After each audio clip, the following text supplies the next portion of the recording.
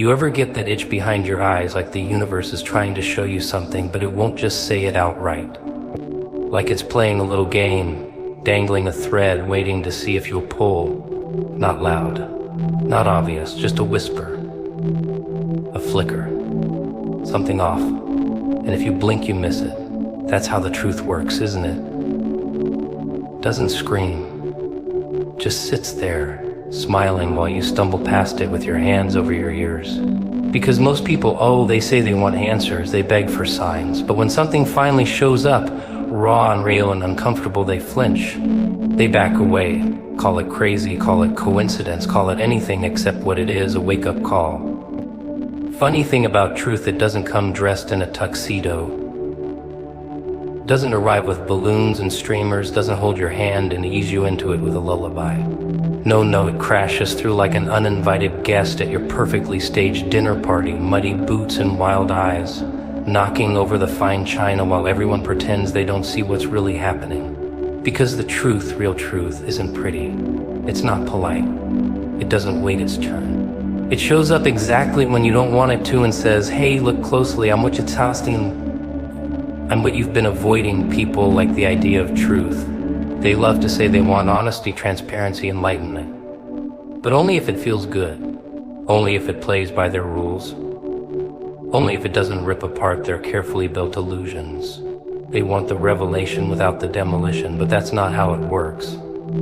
You don't get new eyes without first gouging out the ones that only saw what was convenient.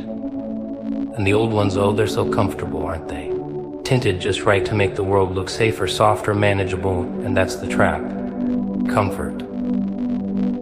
The biggest con there is, you live in your little box, your tidy life, every corner labeled and dusted. You avoid the questions that might unhinge the walls. You call it stability, you call it faith, you call it being wise. But what you really mean is you're afraid.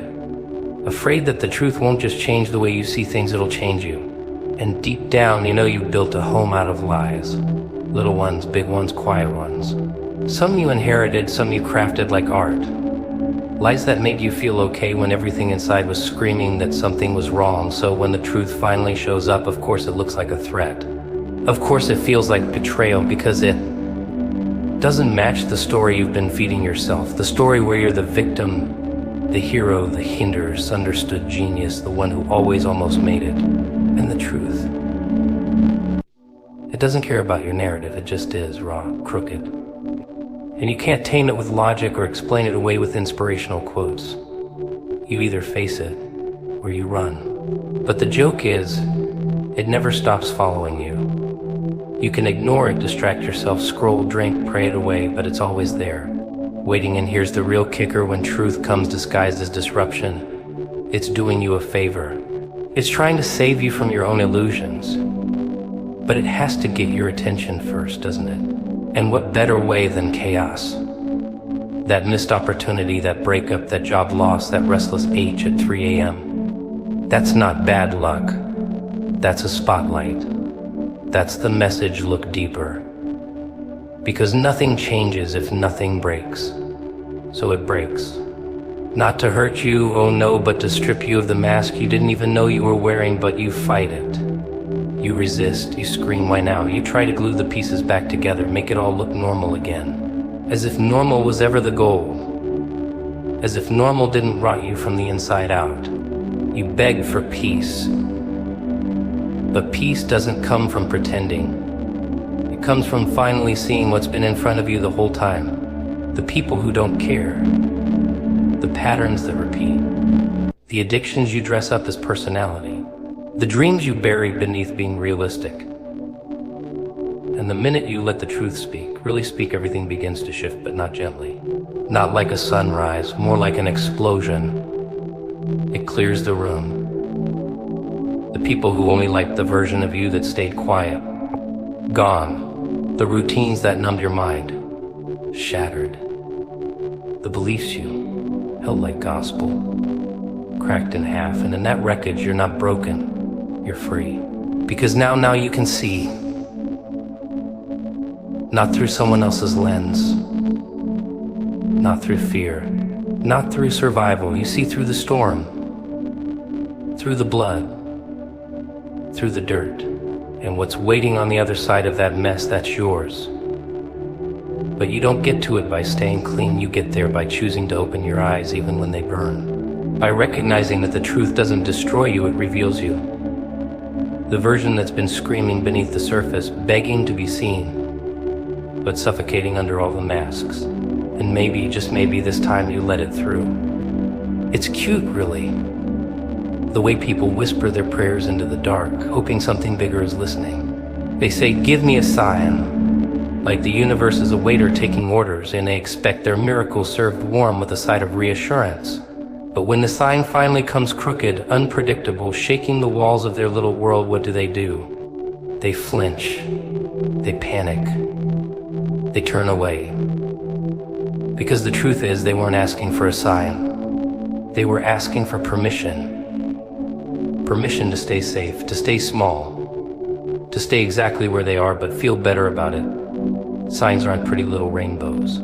They're often loud, messy, terrifying interruptions. They don't whisper sweet affirmations. They yank you by the collar and scream, "Wake up," but most folks, they're too busy. Scrolling, pretending, numbing. They think a sign will fit nicely into their schedule, won't mess with their 5-year plan. But real clarity, that's not polite. It doesn't knock, it breaks the lock. And it doesn't wait until you're ready, because let's face it, when are you ever really ready to see what you've been avoiding? They say, "I want the truth," but they only want the parts that don't rearrange them. The digestible bits, the truths that fit in an Instagram quote or a therapist-approved journal prompt. They want it to feel like an upgrade, not a demolition. But seeing clearly, that comes with wreckage. You can't carry your old self into a new truth. It doesn't fit. And the sign knows that.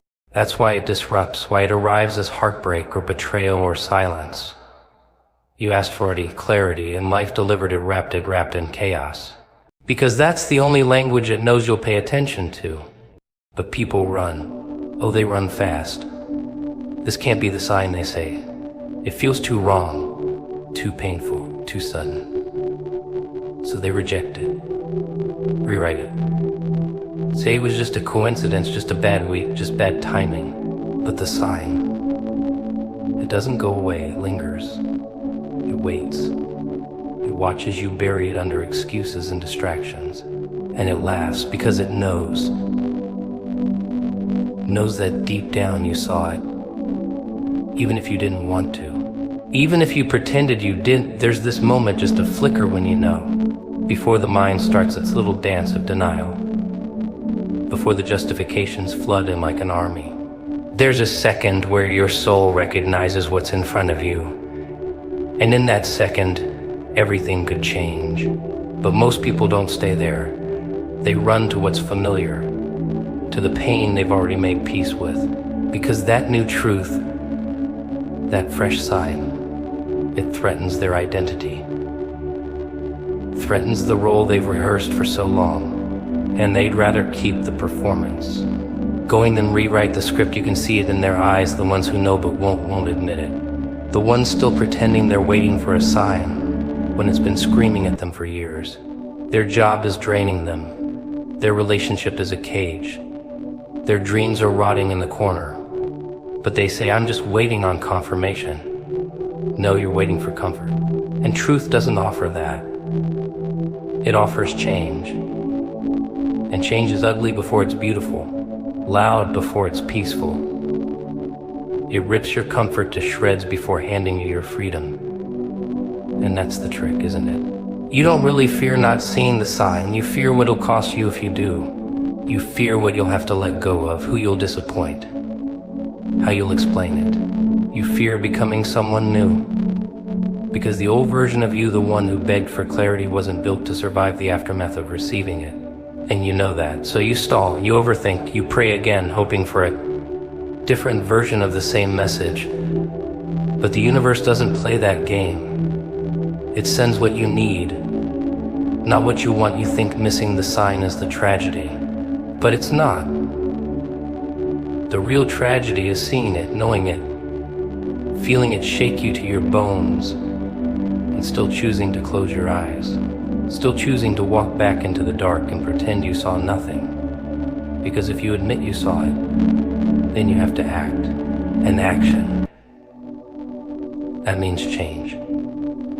That means loss. That means no more excuses. And most people, they'd rather stay blind than be that honest with themselves, so they go on, searching, praying, wishing, all while ignoring the sign that's been right in front of them the entire time. Not hidden, not vague, just inconvenient, just real, just loud enough to be terrifying if they ever dared to truly listen.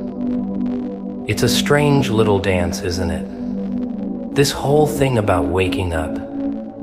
People talk about awakening like it's this grand, glowing moment. Some beam of light comes down. You hear choirs, your heart flutters, and everything becomes clear. Cute. Real cute. But the truth, it's dirtier than that. Louder, meaner. It doesn't come with warm feelings and butterfly kisses. It comes with a crowbar. Because when you really wake up, it's not gentle, it's violent. It smashes everything you thought was real and dumps the pieces at your feet like, well, what now?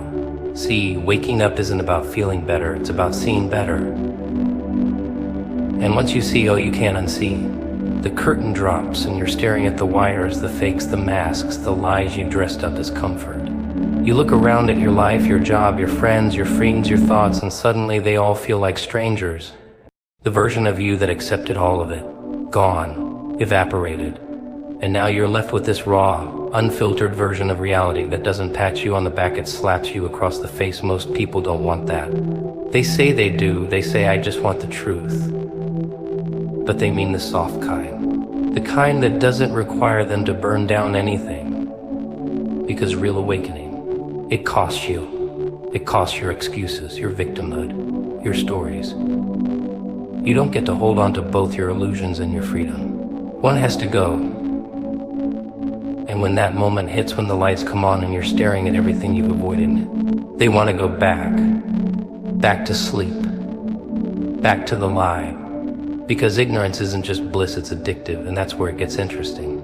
Because once you wake up, the world doesn't change you, do. The people around you, still playing roles, still wearing masks, still saying what they think that you're supposed to say. But you can't play along anymore. You can't sit in rooms full of noise and pretend it's music. You can't look at fake smiles and say this feels right. Everything starts to itch. Every word that isn't real feels like nails on a chalkboard. And the worst part, you can't explain it. You try, but they look at you like you've lost your mind because you have. At least the mind that was trained to accept nonsense. That mind is dead now. Buried beneath the rubble of what you used to believe. And people don't like that. They liked you better when you nodded along, when you smiled at the lies, when you kept quiet to keep the peace. But peace built on pretending isn't peace, it's a performance. And now that you've walked off the stage, they don't know what to do with you. You're unpredictable. You're dangerous. You're awake, you start asking questions that make people uncomfortable. You start noticing patterns, energy, silence between words. You feel things sharper. You stop explaining yourself. And not out of pride, no, but because you realize half the time you were explaining, half that you were watering yourself down. Translating your soul into something digestible. And now, you don't have the stomach for it. You don't want to be digestible. You want to be real. Even if it means being misunderstood, even if it means standing alone. And here's the thing no one tells you: waking up doesn't make life so. It makes it clearer. And clarity isn't always fun. It exposes the gap between who you were and who you're becoming. Between what you thought you needed and what your soul is actually starving for. That gap. It hurts. It stretches, it burns. That's where transformation happens, not in comfort, not in ease. In that wild, disorienting space where nothing fits anymore, but people avoid that space like the plague. They want awakening to be a checklist. Meditate, journal, manifest, boom. Enlightened. But it doesn't work like that. Awakening is chaos. It's loss. It's grief for the lies you believed. It's rage for the time you wasted. It's tears for the parts of yourself you abandoned to be accepted. And when you face all that, when you sit in the fire instead of running, something strange happens. You don't burn up, you burn through the old stories, through the false identities, through the noise. And what's left, that's the beginning, but again, most people won't go there. They'd rather be numb than free, rather be accepted than authentic, rather sleepwalk through life with a crowd than wake up alone. And that's fine. But if you do wake up, truly wake up, everything changes. Not because the world changes, but because now you see it for what it is. No more illusions, no more distractions, just raw, blinding truth staring you in the face, daring you to do something real with it. Funny thing about silence, most people can't stand it. Makes them nervous, makes them twitch. They think if there's no noise, no chatter, no something must be wrong. So they fill the gaps with small talk, with distractions, with lies dressed up as just staying busy. But silence isn't empty. Oh no, it's loaded, it's got weight. It's got teeth. And when you stop running long enough to sit in it, really sit in it, it starts talking back. Not with words, but with truth. The kind that crawls under your skin and reminds you what you've been ignoring. See, everybody wants clarity, but nobody wants quiet. You can't hear anything real over the noise of desperation, the noise of fear, the noise of trying to control everything so you don't have to feel how out of control you really are. But silence strips all that away. It's the mirror that doesn't blink. It shows you who you are when the performance ends, when the audience leaves, when there's no one left to impress. And you either face the reflection or you run back to the noise and pretend the silence never happened. People say they want guidance. They pray for signs. They beg for some cosmic direction. But they won't sit still long enough to receive it. They're too busy filling the void with their own voice, talking themselves in circles, overthinking everything to death, trying to outsmart destiny like it's some math problem that just needs the right formula. But it doesn't work that way. Not even close. The answers don't shout. They whisper. And if your life is too loud, you'll miss it every single time they keep moving, rushing, forcing, thinking if they just do more, push harder, they'll get what they want. But the thing they're chasing, it's not moved by chaos, it's not impressed by effort. It's revealed in surrender. Not giving up, no, surrender. Letting go of the need to control every step, every outcome, every piece of the puzzle. Because control is just fear dressed in logic. It's the lie you tell yourself so you can sleep at night, pretending you've got it all figured out. But deep down, you know, you don't. No one doesn't, yet that's the trick, isn't it? You think you're being strong by pushing through. But sometimes strength is shutting up and sitting down, letting the storm rage without jumping in to fix it. Trusting that maybe, just maybe, the chaos has its own rhythm, and you don't need to conduct the whole damn orchestra. You just need to stop pretending you're the conductor. Because the truth, half the stuff you're chasing wasn't even meant for you. You just wanted it because you thought it would make the pain stop, the emptiness, the fear of being invisible. But what if you're not invisible? What if the silence isn't ignoring you, it's preparing you? What if the reason everything's quiet is because something big is being built behind the scenes, and your only job is to shut your mouth and hold the line? Not because you're weak, not because you're lost, but because the next move isn't yours. It's being handed to you. And if you make a move too soon, you'll miss it. You'll sabotage it. You'll talk yourself out of something that was always meant to find you if you just sit still long enough to receive it. But that kind of waiting, it's not romantic. It's gritty. It's maddening. It's walking through fog with no flashlight. Trusting your gut when your brain is screaming at you to turn around. It's looking stupid to everyone around you because they want proof. And all you've got is a quiet knowing that doesn't come with a guarantee. That's faith, not the fluffy kind with inspirational quotes and dream boards, but the kind that rips you apart and rebuilds you in silence. They won't get it. Your friends, your family, your followers, their followers. They'll think you've lost your edge. They'll say you're not doing enough, that you're wasting time. But what they don't see is that the pause, the stillness, it's not weakness. It's alignment. It's the moment the chaos clears just long enough for something real to break through. But only if you don't ruin it by filling the space with your noise. Only if you can resist the urge to narrate every second of your journey like it's some show you've got to keep entertaining people with. And that's the challenge. Staying silent in a world addicted to noise. Moving with restraint when everyone else is sprinting nowhere. Listening to something deeper than logic. Not because it makes sense, but because something inside you knows it's time. Not your head, your bones, they know. And they've been waiting for you to shut up long enough to hear them. People don't want the truth. Not really, they say they do, but what they mean is they want a version of it that doesn't sting. They want the truth with soft lighting, a polite smile, and maybe a little background music to make it go down easier. But the real stuff, the raw, unsanitized version that tears through your comfort like a blade through silk. That truth doesn't come wrapped in pretty paper. It comes with blood on its hands. It doesn't knock politely, it kicks the door off the hinges and demands your attention. And the thing about that kind of truth, it doesn't wait for permission. You see the miracle, it's never what you expect.